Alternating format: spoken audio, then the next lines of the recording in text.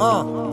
Entre poème et vulgarité, je nique mes rêves et je ne crois pas aux chaînes de solidarité. Chacun pour soi, la pression est palpable. On est tous solitaires mais on se soigne par le partage.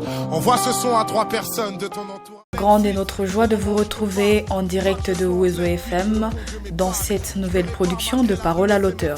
Mesdames et messieurs, très chers auditeurs et auditrices, bonjour et nous sommes très heureux de vous retrouver encore en ce jour pour vous partager la culture sous multiples casquettes. Parole à l'auteur parle beaucoup plus de la littérature locale, des écrivains locaux, des défis du secteur culturel et surtout des solutions pour pallier le défi auquel font face ces acteurs littéraires afin de voir de quelle manière ceux qui pratiquent l'art littéraire au niveau local, au niveau de Bukavu, peuvent également s'épanouir, grandir et surtout rencontrer des objectifs qui leur sont fixés dans leur métier. Je suis Cathy Amina, présentatrice de Parole à l'auteur et je suis mise en onde aujourd'hui par Samy Baloumé que je salue et j'ai un assistant avec moi qui est venu accompagner notre invité. Également, je dis bonjour et bienvenue à vous qui nous suivez, à vous qui aimez la culture, à vous qui soutenez l'art de la ville de Bukavu. Nous vous disons merci beaucoup car sans vous, il n'y a pas de production culturelle, sans vous, il n'y a pas d'artistes qui s'émeuvent et sans vous, il n'y a pas de la protection et les garanties ou la garantie de notre culture, de nos identités. Aujourd'hui, j'ai l'honneur de recevoir l'auteur de la philosophie Mudekerezance. Et oui, nous sommes avec Arcade Mudekereza, un médecin en devenir, un médecin de formation. Et aujourd'hui, il s'est plongé dans la littérature pour nous dire oui, nos corps tombent malades en silence. Mais que faire pour nous maintenir en bonne santé? Nous en parlerons dans cette nouvelle production de Parole à l'auteur parce que nous sommes avec lui sur le plateau de Ouezo FM et nous serons en train d'échanger pour vous dire il est possible que vous-même vous soignez de maladies qui compliquent votre corps sans aller chez les médecins assez souvent parce que quand on tombe malade, on peut aussi se soigner soi-même et plusieurs médicaments sont à notre portée pourvu simplement que nous sachions comment les utiliser. Bienvenue dans Parole à l'auteur, Monsieur Arcade. Nous sommes vraiment honorés de vous recevoir en ce jour. Merci beaucoup pour l'invitation, Cathy. Merci. Alors, au-delà du fait que vous soyez médecin de formation, vous avez choisi de mettre vos connaissances à la portée de toute la population de la ville de Bukavu, puisque vous vous dites ce n'est pas seulement bien de garder son casquette de médecin, mais c'est aussi bien quelquefois de partager ses connaissances pour que chacun se soigne à sa manière. Mais après, nous avons découvert également votre casquette de conférencier. Est-ce que vous pouvez nous parler en quelque sorte de votre univers dans lequel vous évoluez chaque jour? Comme vous l'avez dit, moi c'est Mudekereza Romana Arcade. Je suis de ceux-là qui pensent que nous devons agir avant la maladie et non agir après la maladie. Même si je sais que ça va piquer un peu des médecins, mais c'est une réalité. Nous devons agir avant la maladie et non agir après la maladie. Et moi, je suis vraiment très axé vers la médecine primaire. La médecine qui consiste à prévenir les maladies. Et vous savez, lorsqu'on est capable de prévenir certaines maladies, là, on peut sauver plus de vies que lorsqu'on traite. Alors, c'est de cela qu'est née l'idée Mudekerezance. Mudekerezance, c'est quoi? Mudekerezance, c'est l'art de renaître en soi en cultivant 3 piliers fondamentaux. Le premier, c'est la santé de base. Le deuxième, c'est la conscience de soi. Et le troisième, c'est l'aisance globale. Maintenant, tout ça, on développe ça dans le but de changer sa propre vie et celle des autres. Donc, j'ai une mission. Et je crois que tout être humain a une mission sur cette terre. Et moi, ma mission, c'est apporter ma petite contribution pour la construction de cette belle nation. Magnifique. Et comme on l'a dit, vous êtes médecin en devenir, vous êtes encore en pleine étude, mais vous vous dites que vos connaissances ne se limitent pas dans les murs d'un hôpital comme la plupart de médecins où ce sont des patients qui viennent vers vous, mais vous avez pensé que vous pouviez choisir la littérature pour communiquer ce que vous pensez, pour garder les gens en bonne santé. Pourquoi ce choix-là, alors que simplement rester à l'hôpital pouvait vous aider à gagner de l'argent? Mais vous vous dites, bon, n'y va pas toutes les connaissances que j'ai pour qu'eux-mêmes ils se soignent. Oui, là ça part. Peut-être là, je peux maintenant raconter l'histoire du livre. En 2023, comme toute autre personne, je prends mon téléphone, je me filme, je me dis, en 2024, je dois sortir un livre. Mais en 2023, je ne savais pas je vais sortir quel livre. Mais j'étais animé par cet esprit en me disant qu'en 2024, je dois sortir un livre. Alors, 2024 arrive et là, j'étais en bac 3. On était à la fin de l'année, on préparait des travaux de fin de cycle. Alors, par hasard, mon encadré me donne un sujet qui était axé sur l'hypertension. Alors, on structure bien le sujet et là, on tombe sur un sujet qui vraiment m'a beaucoup touché. C'est la connaissance de l'hypertension artérielle chez les personnes âgées dans la ville de Bukavu. Vraiment, c'est un grand sujet car vous comprenez vraiment la profondeur du sujet. La connaissance de l'hypertension artérielle dans la ville de Bukavu. Alors, je commence à faire des recherches concernant les sujets, mais aussi, comme c'était d'évaluer la prévalence, il fallait maintenant mesurer la TA, les chiffres tensionnels chez les personnes âgées. Alors, j'étais obligé de tourner un peu dans la ville. Et c'est là où j'ai commencé à rencontrer mes premières difficultés. Trouver les personnes âgées, prendre leur TA, c'était vraiment très compliqué. Alors, l'idée me vient de changer de stratégie. Je me documente un peu. J'avais lu un livre sur l'influence et manipulation de Cialdini. C'est un bon livre où on montre comment vous pouvez quand même influencer déjà, comment vous pouvez transmettre des messages, tout ça. Alors, c'est le moment que je change de stratégie parce que moi, avant, j'ai passé de maison à maison. Et par jour, je pouvais, donc, je commence le matin jusqu'au soir, je rencontre au moins de 10 personnes. Pourtant, mon encadré voulait que je puisse avoir au minimum 200 personnes. Alors, qu'est-ce que j'ai fait avec les livres là? Ça me dit qu'il faut changer de stratégie. Il faut utiliser les principes de la preuve sociale. Et les principes de la preuve sociale, c'est-à-dire, puisque les gens voient les autres faire quelque chose, puisqu'eux aussi vont les faire. C'est maintenant que je change de stratégie et je pars maintenant vers les églises. Parce que je savais, si je pars voir une autorité religieuse, je lui propose, je lui dis que moi je suis étudiant en médecine, nous avons un travail et nous cherchons les personnes âgées. Comme ça, ils nous accorderaient l'autorisation de faire cela. C'est comme ça que j'ai eu aussi la chance et ils m'ont accordé cette opportunité. Et j'ai commencé maintenant à faire mon travail au niveau des églises. C'est là où j'ai rencontré maintenant plus de gens. Même plus de... si je ne me trompe pas, j'ai rencontré plus de 500 personnes.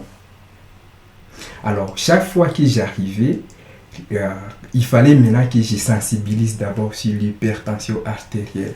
J'ai sensibilisé, j'ai donné des petits conseils. Et les gens étaient vraiment très contents. Après, j'ai pris aussi mes chiffres parce que c'est ça, ce qui constituerait mon TFC.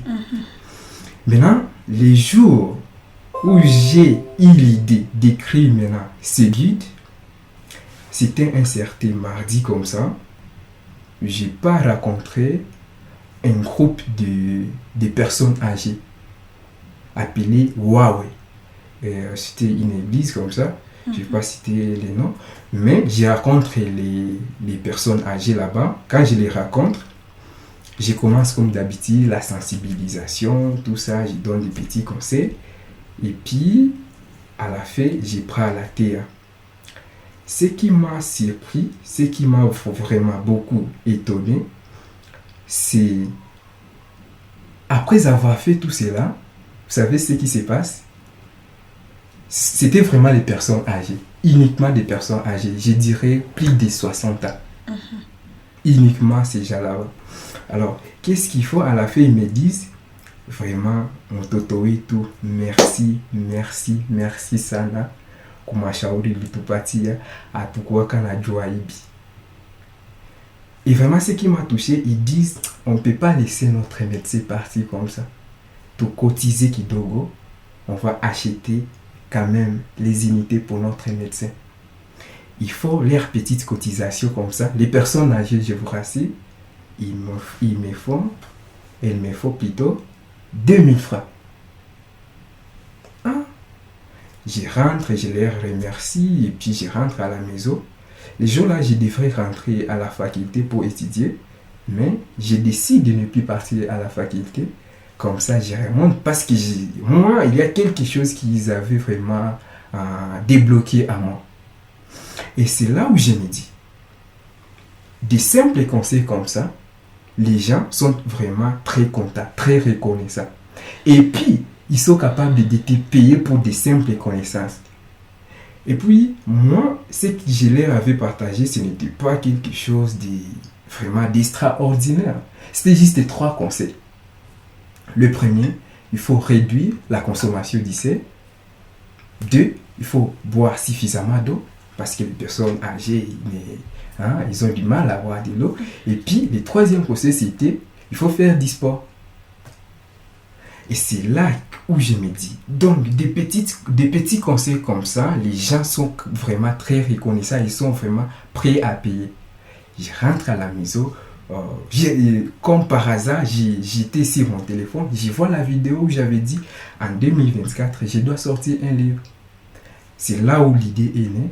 Je me dis, je dois écrire un livre où je dois partager vraiment des conseils pour permettre aux gens de garder leur santé.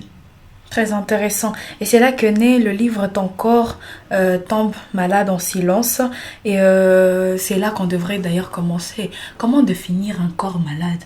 Alors peut-être que les signes ne sont pas visibles. Le corps il tombe malade en silence, c'est-à-dire qu'on ne se rend même pas compte. Alors comment définir un corps malade pour quelqu'un qui ne s'en doute même pas? Ah oui, pour définir un corps malade, là j'aimerais revenir d'abord sur la définition de la santé, parce qu'il faut savoir d'abord c'est quoi, ce qui est normal, avant de savoir ce qui est anormal. L'OMS définit la santé état comme un état de bien-être complet, physique, mental et spirituel, même social, sans même l'absence de maladies ou d'infirmités. Donc, selon cette définition, je vois que la plupart des gens vraiment ne peuvent pas cocher toutes ces cases là-bas. Donc, avoir un état de bien-être complet. Voilà, ça c'est la définition de l'OMS de la santé.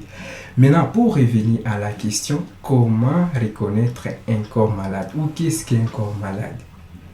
Un corps malade, c'est un corps où la personne, vraiment, je ne vais pas parler avec des jargons médicaux, mais je vais simplifier ça où on ne sait ça pas bien.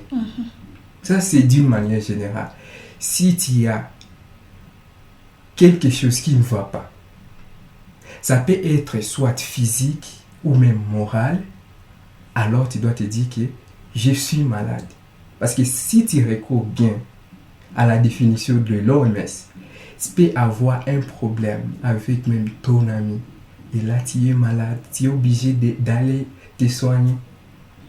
Par là, est-ce qu'on peut affirmer que l'être humain est un éternel malade? Puisque on peut bien être en bonne santé, mais vous le dites, avoir un problème qui cause de soucis mentaux devient une maladie. Est-ce que l'être humain est un éternel malade?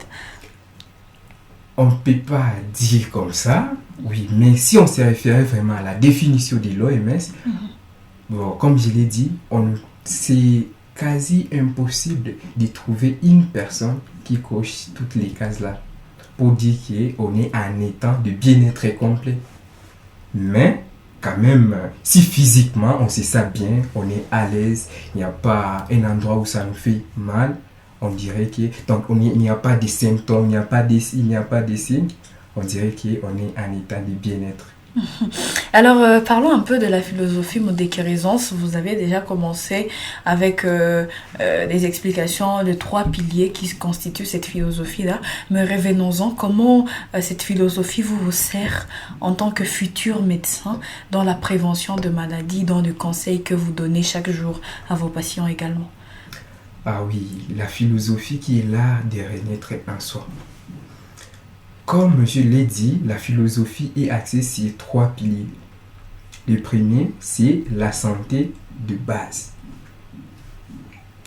Aujourd'hui, beaucoup de gens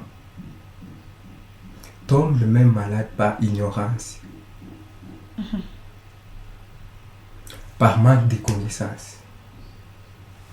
Il y a certaines maladies que nous pouvons éviter si on avait des connaissances au préalable. Et même la Bible dit ceci: mon peuple périt par manque de connaissances. Et aujourd'hui, grâce à cette philosophie Modékérisance, j'ai compris que beaucoup de gens souffrent par ignorance. Et même ce qui me touche beaucoup, c'est de voir les gens mourir par ignorance.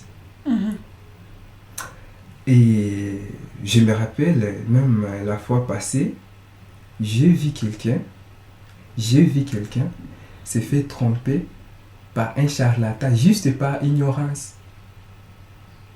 Et il a payé, je vous rassure, beaucoup d'argent pour quelque chose. Pour quelque chose, il devrait aller juste à l'hôpital. On va lui prendre en charge et comme ça, il va se rétablir. Mais par ignorance, lui, il a cru beaucoup au charlatan. Excusez pour les termes, mais lui, il a cru au charlatan, entre guillemets. Et c'est comme ça qu'il a commencé ses traitements. Et quand je l'ai vu, quand j'ai commencé à l'expliquer, c'est le moment qu'il est revenu. Il a pris conscience. D'où même le deuxième pilier, c'est la prise de conscience, l'éveil. Maintenant, comment cette philosophie, la Modékérisance, peut nous aider, peut aider la population, et même comment moi ça peut me servir pour soigner, disons, mes malades. Juste quand je parle de santé de base, moi, dans le livre, même si on va parler ça encore plus tard, il y a 7 piliers qui définissent une bonne santé, la santé de base. Je ne sais pas si on peut aller directement. On pourra y revenir, disons qu'on pourra y revenir. Ces livres, Ton corps, ton malade en silence, qui est votre premier d'ailleurs, et revient justement sur ce qui constitue l'ignorance de gens et pourquoi on meurt alors que nous avons tous les traitements à notre disposition. Et vous mentionnez que l'une des motivations de la réalisation de ces livres, c'est sont vos parents qui déjà le père qu'on salue, qui motive avec des phrases qui te rappellent que la bonne santé vaut mieux que tout.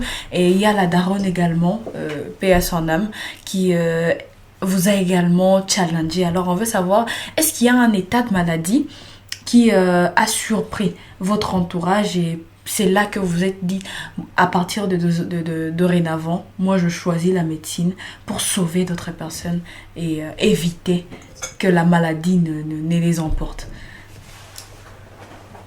Pour être honnête, j'ai commencé, je n'ai jamais dit ça nulle part, mais je dois le dire pour éclairer l'opinion. Moi, j'ai commencé la médecine, ce n'était pas ma volonté, ce n'était pas mon choix.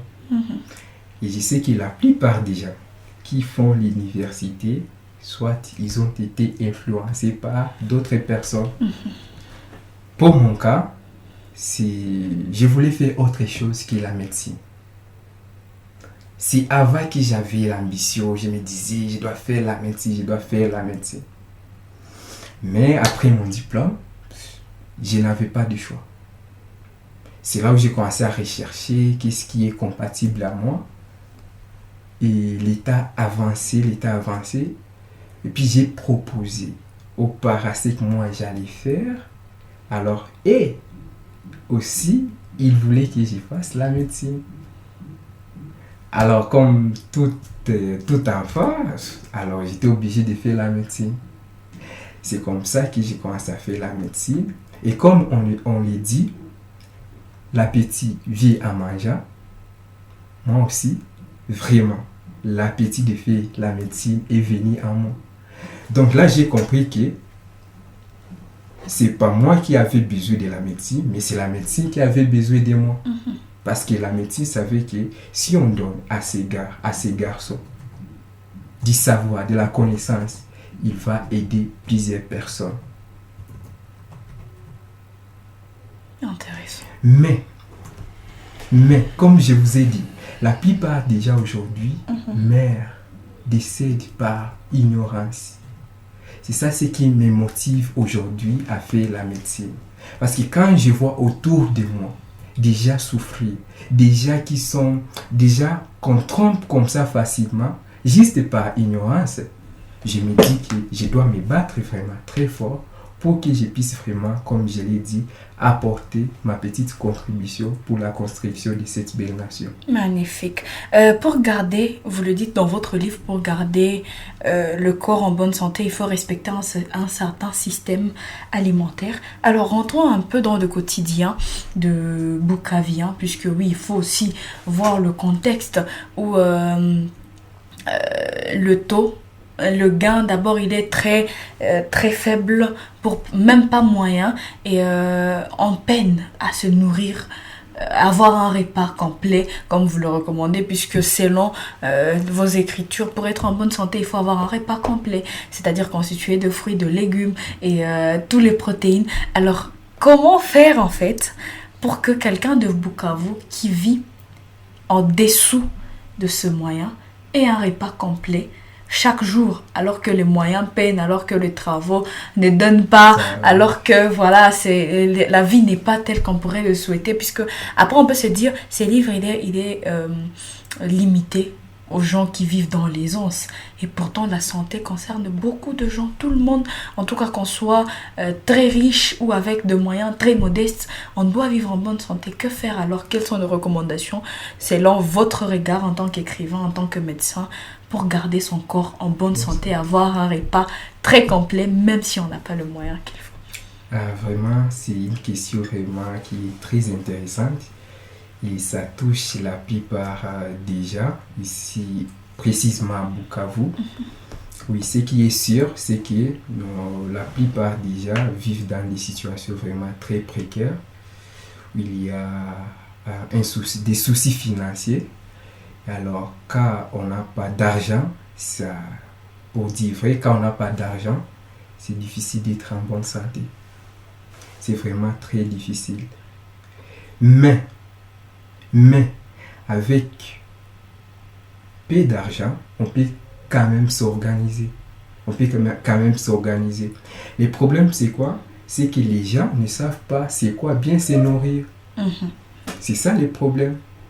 Il y a même, si vous regardez très bien, dans les livres, il y a une partie où on parle de malnutrition, qui est un déséquilibre nutritionnel qui peut être dû soit à l'insuffisance ou à l'excès de certains nutriments.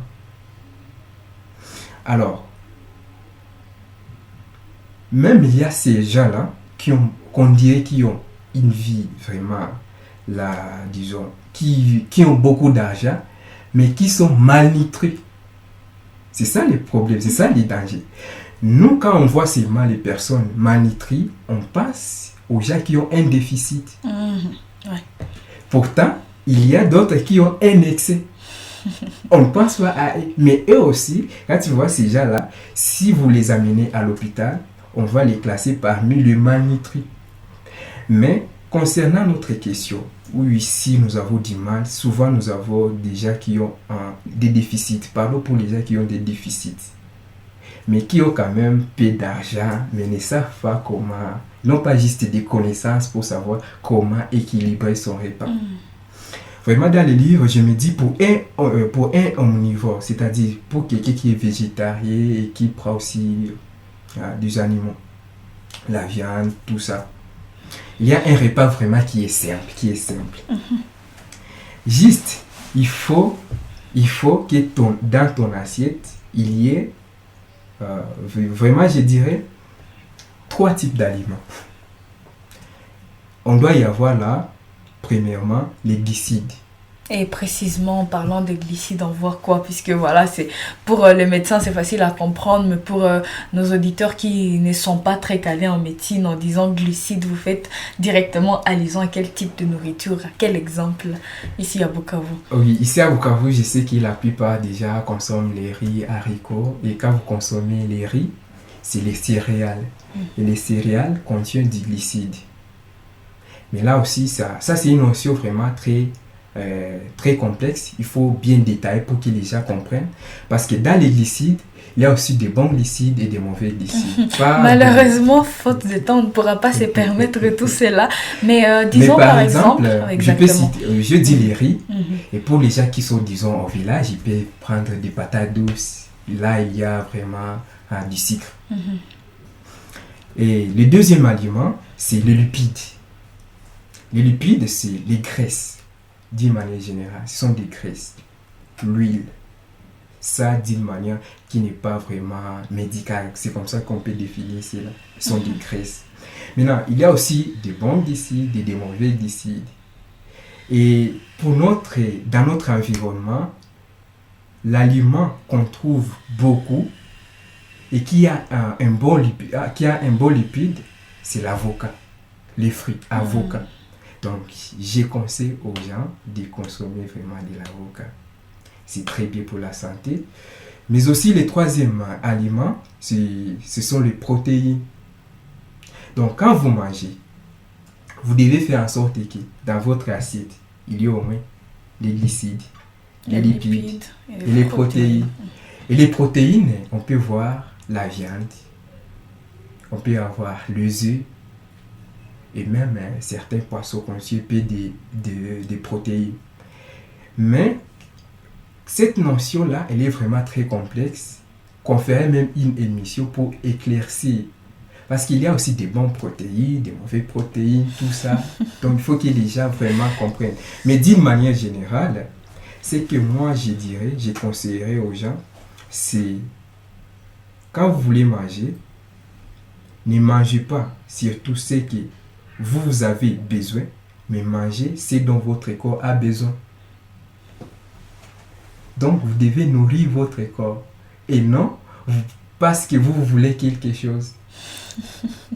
D'où le besoin en fait d'acheter le livre, puisque c'est très important, je le pense. Quelquefois on a l'impression de croire que c'est lorsque notre plat est constitué de frites, de beaucoup de viande et un peu trop d'alcool, c'est-à-dire que là on a bien mangé, alors que vous êtes en train de dire on doit manger pour que le corps se sente bien, c'est-à-dire on doit manger pour le besoin du corps et non pour les envies.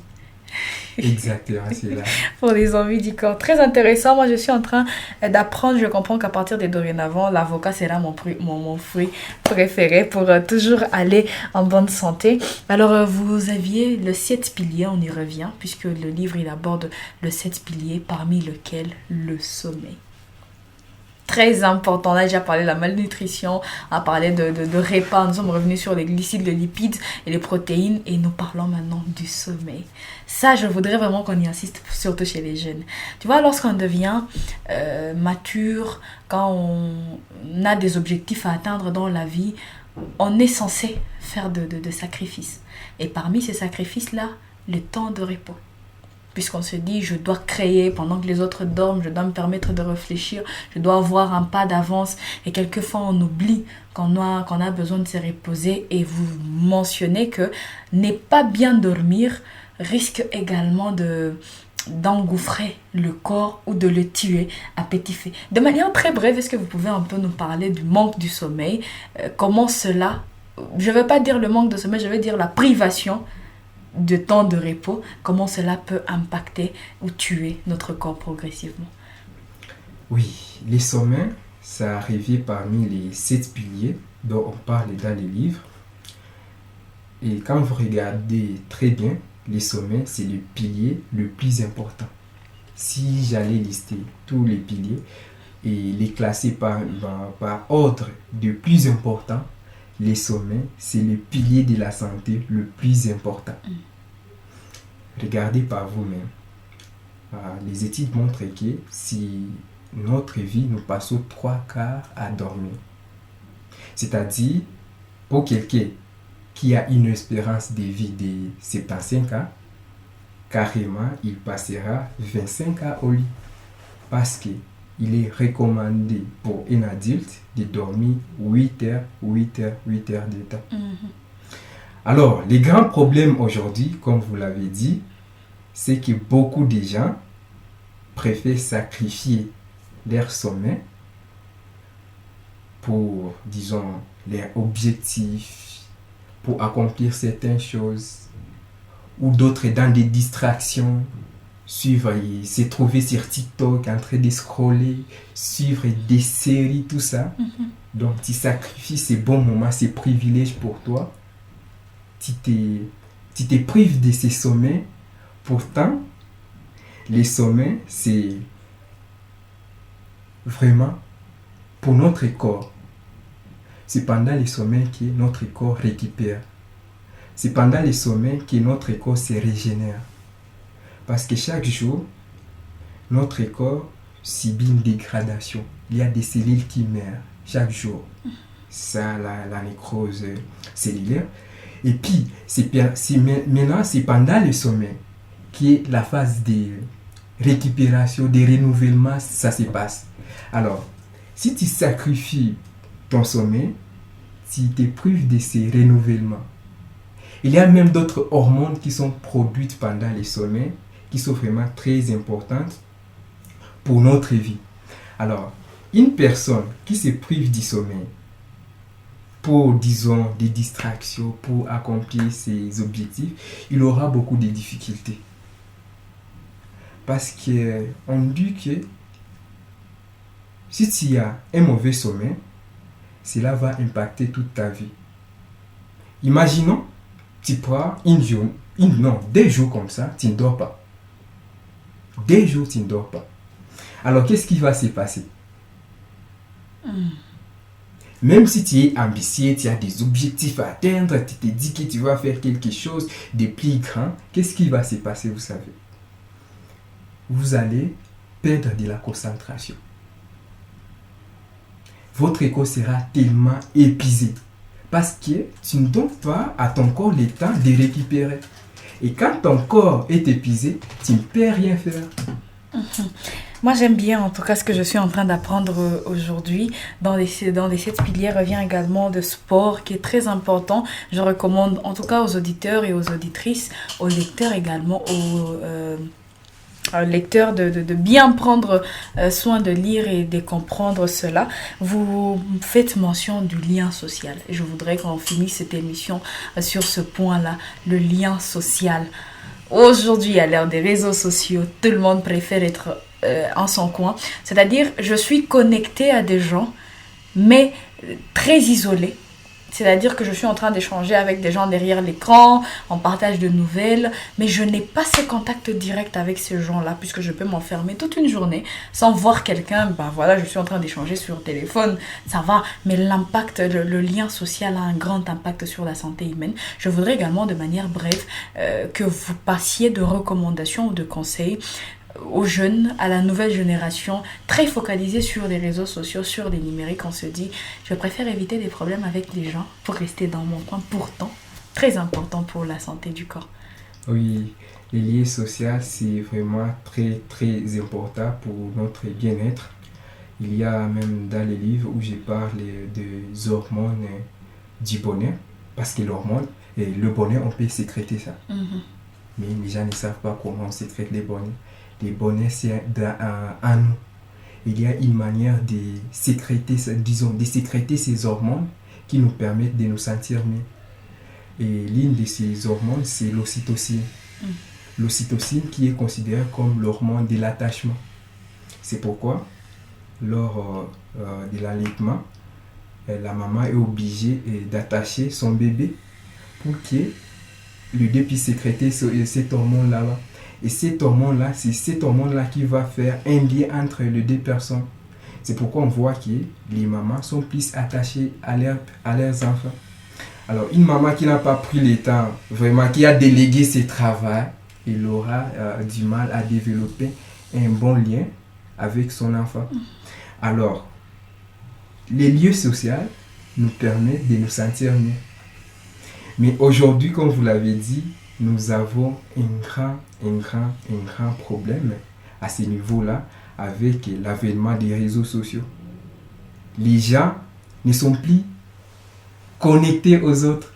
Ils restent cloués sur leur téléphone, soit en disant qu'ils sont vraiment en amitié qui est vraiment virtuelle, qui n'est pas vraiment réelle. Ils restent cloués dans ces systèmes-là.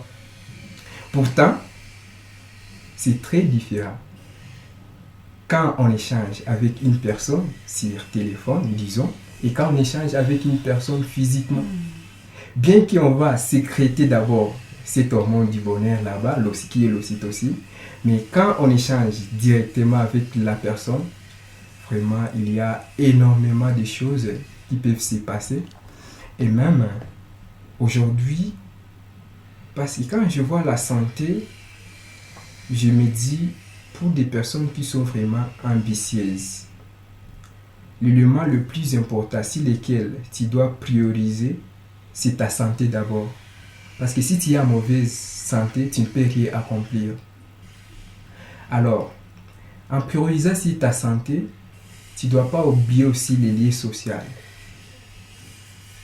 Parce que les liens sociaux te permettent d'être en bonne santé, mais aussi avec les liens sociaux, tu peux aussi accomplir tes rêves. Parce que c'est en se connectant aux gens, que tu peux avoir aussi d'opportunités.